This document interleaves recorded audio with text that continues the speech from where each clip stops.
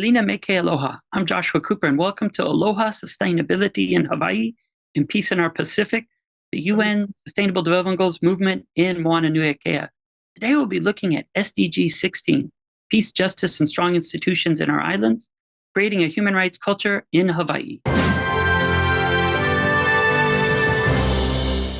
The UN Sustainable Development Goals provide 17 global goals to accomplish and actualize the 2030 agenda. The UN SDG 16 promotes peaceful, inclusive societies for sustainable development through guaranteeing dignity on the ground for good. Peace and justice build effective engagement in innovative institutions, and Global Goal 16 creates conditions for a people-centered governance on the ground, building and pleading for global peace. SDG 16 promotes the rule of law at the national and international level, ensuring equal access to justice for all. Today, I'm so excited to be joined by a dynamic duo of women who are working on the ground, but also at the global level to make a difference. Anne and Medea, thank you so much. Thank you. Thank you, Joshua. Anne, looking real quick, what peacemakers have inspired you to dedicate your life to human rights for all people around the planet? Could you share a bit? Well, first, a little of my background. My background has not been in peace. My background mostly has been in government-sponsored evil things that have been going on around the world. I was in the U.S. military for 29 years. I was a U.S. diplomat for 16 years. So a lot of my adult life was working in a government that was a warmonger. But 20 years ago, in 2003, I ended up resigning from the government in opposition to the U.S. war on Iraq. And since then, I have become part of the peace movement. And some of the people that have inspired me have been, well, one of them's right here on this call, Medea Benjamin, who is fearless in her decades-long challenge of the U.S. government's policies. And I'll just say that after coming out of the government and then going into the peace movement of the United States, I mean, as a diplomat, I knew dissidents in all the countries that I served in as a U.S. diplomat. But in my own country, I really didn't know anybody in the peace movement. So when I resigned, it was like, well, what do I do? Who will I meet with? What's going on? And all of a sudden, these people started appearing, kind of saying, well, since you resigned, will you speak on why you resigned? And then further on, what are your ideas about peace? And it was a journey for me because I have a longer background in bad troublemaking than good troublemaking. So people like Medea Benjamin and, the whole raft of folks in Peace and Justice, United for Peace and Justice, Veterans for Peace. As a veteran, I met a lot of women and men in that organization that had, like me, been in the military, but unlike me, they quickly started lives of challenging the government. So that's kind of my background. And there are a lot of very, very important people that have been, even in today's world, as Medea is doing on the Ukraine war, challenging what the United States is doing. Thank you. Thank you so much, Anne. And handing it over to you, Medea, I know you have a really rich career in social change. Could you share a little bit about that, what brought you to where you are now, and also talking a little bit about some of the peacemakers that you always looked up to in your career?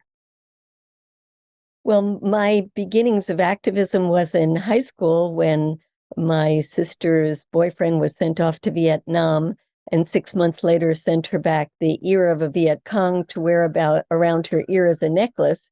And I was horrified by that and realized that something was terribly wrong about war, and my government was lying to us about why we were sending these young people thousands of miles away to kill people that we didn't know anything about. And so I started an anti-war group in my high school and have been fighting ever since against war, militarism, government lies, the complicity of the media in creating the propaganda that gets ordinary people in our country to get behind these wars. And I've been inspired by all kinds of people, from where we're staying now somebody who is very close to the Catholic workers. The Catholic workers around the U.S. have always been an inspiration to me in putting themselves on the line and doing very, very profound acts of civil disobedience to protest war, to people all over the world, from the well-known people like Nelson Mandela in South Africa to the little-known people like a woman I wrote a book about in Honduras, Elvia Alvarado, who was fighting the U.S. military in her country and fighting to take land back for big landowners to put it back in the hands of the Honduran people, very similar to struggles here in Hawaii. So all over the world, I've been inspired by people who have really put their bodies on the line for justice, for peace, and for looking for a way to live together in a normal, natural state that human beings should live in, which is cooperating with each other instead of killing each other. Agree with you entirely, Medea. Thank you so much. And in Goal 16, some of the targets look at significantly reducing all forms of violence and related death rates everywhere, ending abuse, exploitation, trafficking, and all forms of violence against and torture of children. But really what's also important is promoting the rule of law at the national and international level and ensuring equal access to justice for all. And could you share some stories that you see that are really most riveting about achieving some of these targets here in Hawaii? Well, surely.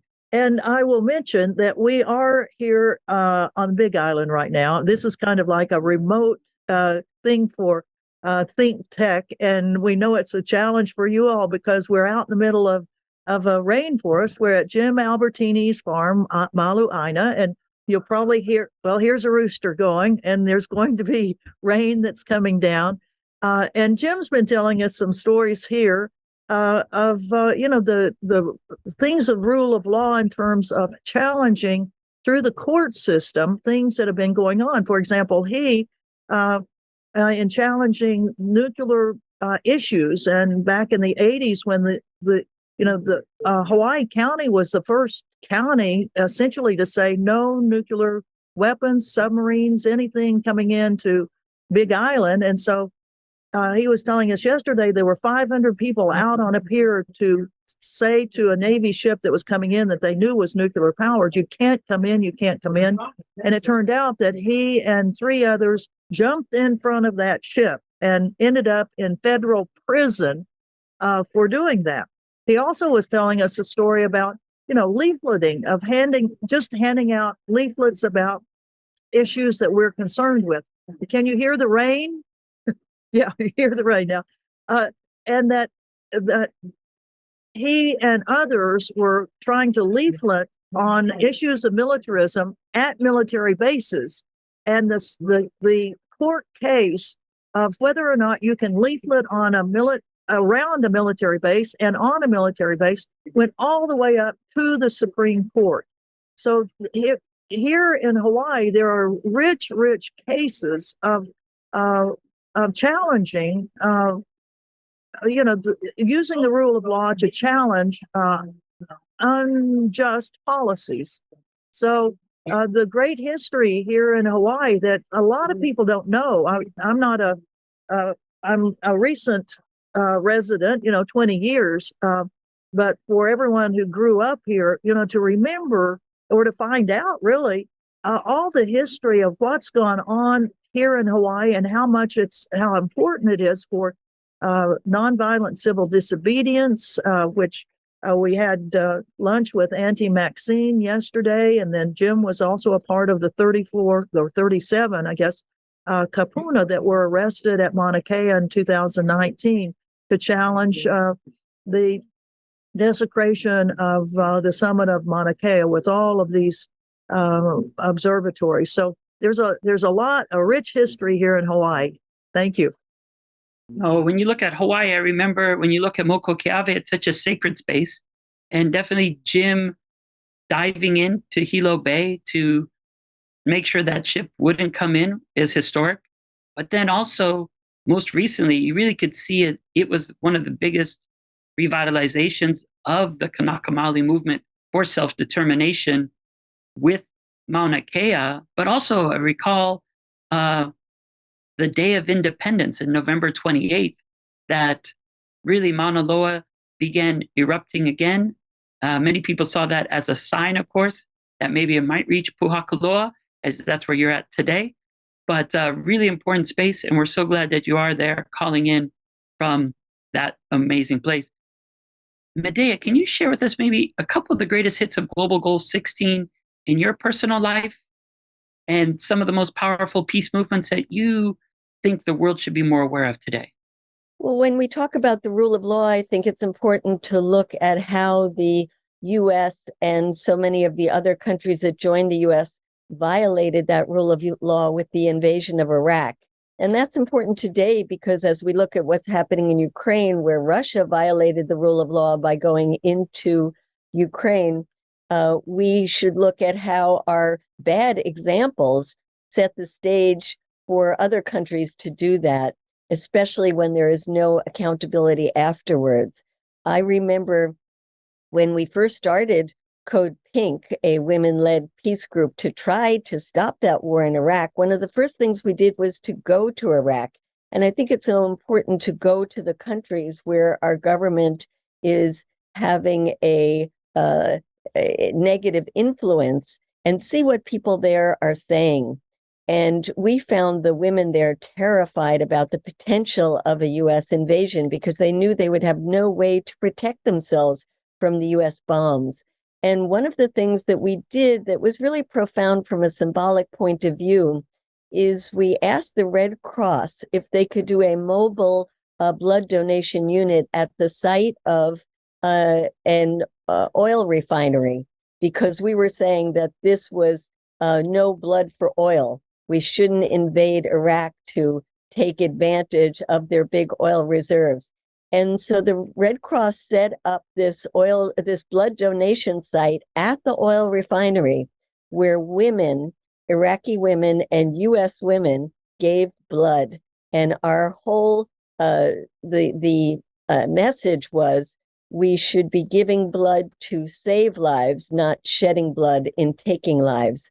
And it was just a beautiful symbolic gesture that was very profound for the Iraqi people at that time. Unfortunately, it didn't stop the US invasion, and neither did the huge outpouring of protests around the world, where millions of people came out on the same day, a month before the US invasion, to say the world says no to war.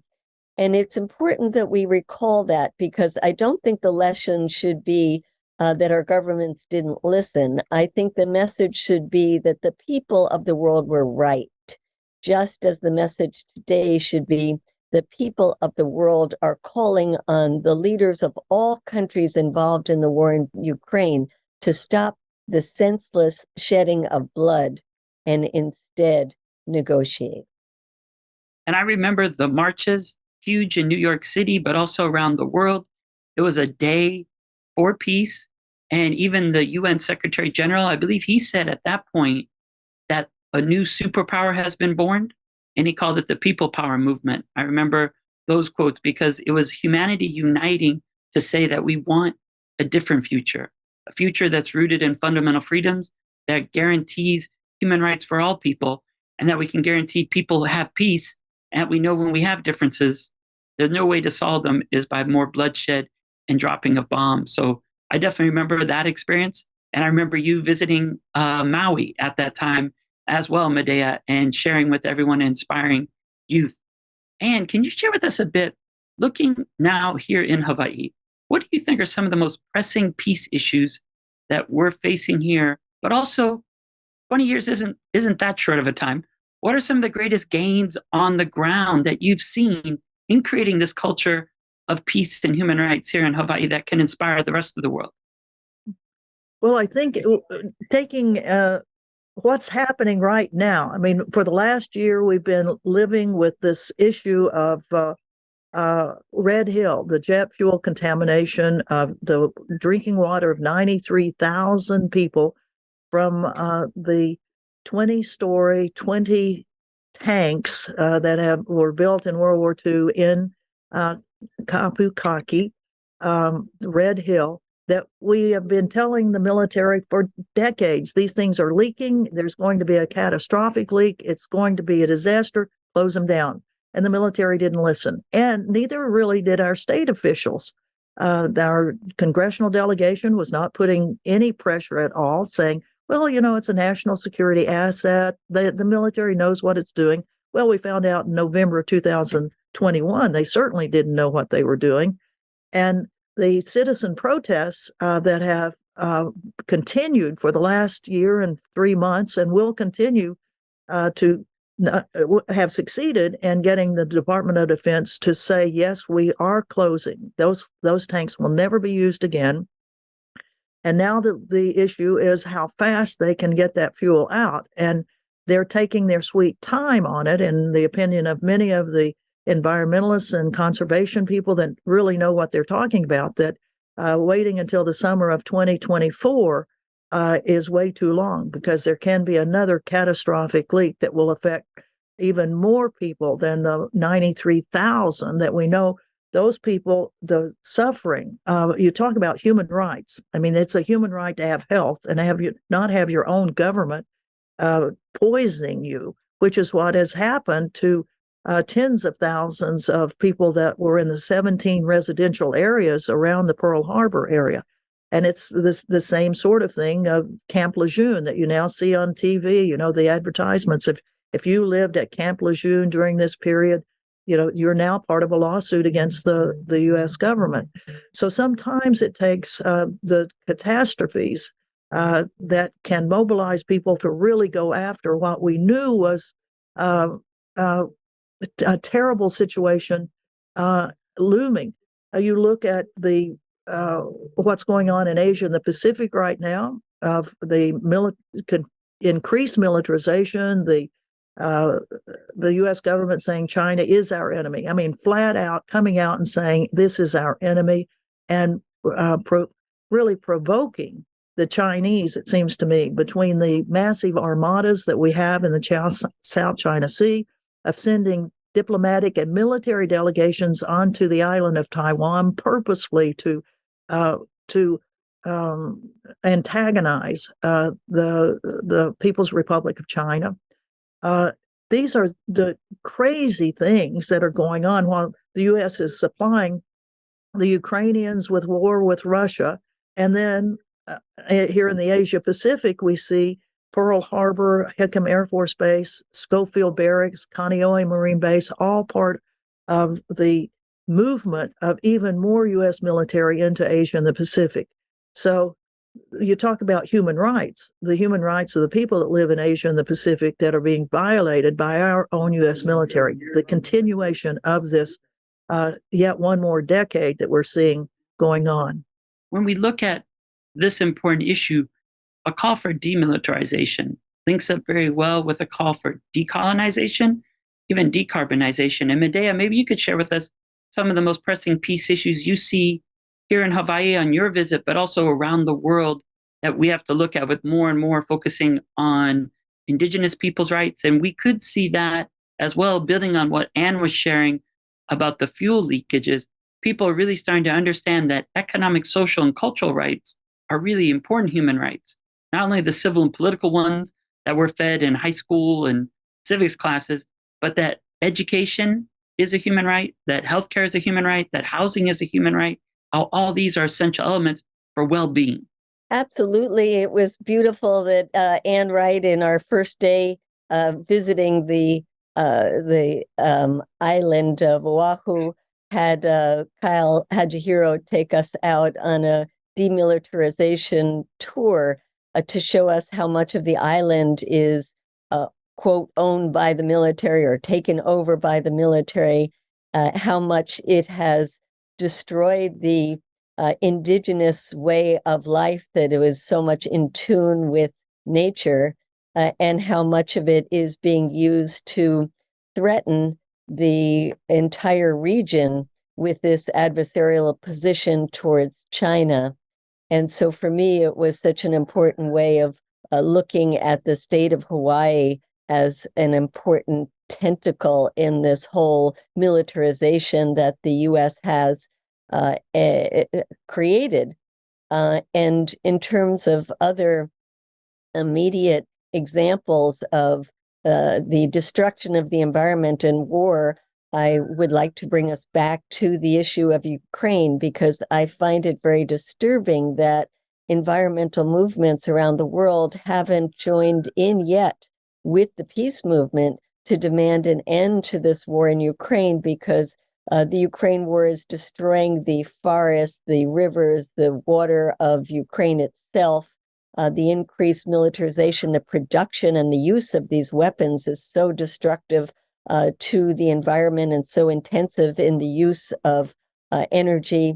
And then to look at the way that it has opened the doors for U.S. dirty energy companies to expand their licensing, production, and refining of dirty oil in the areas of our country of Texas and Louisiana that have been so destroyed by these companies already, and now on the pretext of having to help the people of Europe because of the sanctions on the Russian energy, and the U.S. replacing that energy, and also the increased use of coal because of this war, the stopping the decommissioning of old nuclear plants because of the need for energy to replace the energy from Russia. All of this is disastrous for the environment. And then to add on to that, the issue of where we spend our money. And when we look at development goals, we have to look at the entire world's budget as a moral document, who spends money where. And we, as this rich, rich nation, spending almost $1 trillion now on militarism every year. And since the war in Ukraine began, about $110 billion, when the global South and the indigenous people around the world in the North and the South have been demanding a fund of at least $100 billion a year to mitigate the disasters that the rich countries, and mostly the white people in rich countries, have wrought upon the rest of the world. And we in the United States have never fulfilled that goal of putting that money in, and instead continue to find and invest money in bombs, in modernizing our nuclear weapons, in all kinds of acts of destruction of the planet. So this is certainly a time when we have to rethink the way we prioritize and put the needs of the people on the planet first. That's perfect. And that's really what the global goals are. It was a vision in 2015 to say by 2030, these 17 global goals would guide all actions, and every government agreed. Even the United States, the president at the time said we don't have to go across a border. We just have to go across a bridge to be looking at these global goals. And goal 16 specifically, the way you really were able to weave everything together to make the connections, it's every aspect of life that we need to develop effective, accountable, and transparent institutions at all levels, even in our own government. Ensure responsive, inclusive, participatory, and representative decision-making at all levels, and ensure that the voice of all people are involved in the institutions of global governance as well. And that's what I think the two of you bring, is you have that global perspective, but then also understand how important it is to organize on the ground where we live. And so in our closing moments, maybe we could just have some perspective of next steps of what we can do to create a culture of peace and human rights here in Hawaii, but also around the world, Anne. Well, I think the bringing the community's attention to issues, and whether it's the pollution of water, whether it's PFAS that we now know, this environmentally terrible stuff that's used as a firefighting foam. When we look at the access to our beaches, the erosion of our beaches, the human rights of people to go to enjoy beaches, the protection of the marine mammals, of whales and dolphins and turtles that all are a part of our ecosystem. We in Hawaii have so many opportunities to live a better life, and in a beautiful area. There's not many more beautiful areas than Hawaii, and protecting the nature, protecting the animals, protecting the people.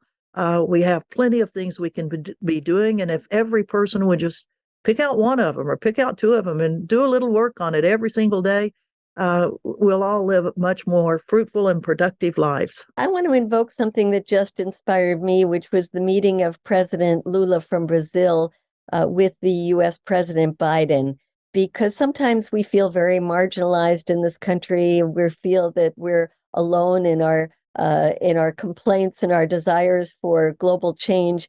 And then we see leaders of large countries like Brazil who came into power determined to save the Amazon, determined to reverse the destructive policies of the previous government, and coming to the United States to talk about ways that we could work together to preserve the planet. And then the issue of militarism also came up because President Biden was pushing Brazil to join in the war in Ukraine, sending weapons to Ukraine. And instead, the president of Brazil said, what we need is interlocutors who will sit down with the Russians and convince them they made a terrible mistake invading Ukraine, and sit down with Zelensky and say that he needs to talk. And he said to President Biden, we don't want to join this war. We want to end this war. And I think it's just a beautiful way to remember that there are people throughout the world, the indigenous communities, the people in the global south, and actually leaders as well, who can point us in the right direction. That's the leadership that we need to follow, and that's the leadership we need to demand from people who are supposed to lead us. And that really does stress the importance of individual dignity, of optimizing really democracy for all people, and then focusing on diplomatic solutions to make a world better. And the United Nations University Regional Center of Expertise and the UNITAR CFOs were set up to then be able to teach about education for sustainable development that brings all of these points together. And that's where we're at today. Global Goal 16 calls for significantly reducing all forms of violence everywhere on Earth. At its heart, SDG 16 ensures responsive, inclusive, participatory, and representative decision-making at all levels. And we're glad that Goal 16 promotes and enforces non-discriminatory laws for sustainable development for all. So we thank you both for joining us, and we look forward to working on education and engagement for sustainable development, democracy, and diplomacy. Mahalo.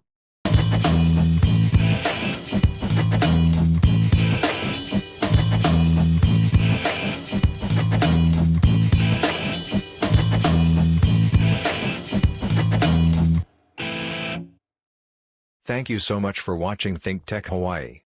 If you like what we do, please like us and click the subscribe button on YouTube and the follow button on Vimeo. You can also follow us on Facebook, Instagram, and LinkedIn, and donate to us at thinktechhawaii.com. Mahalo.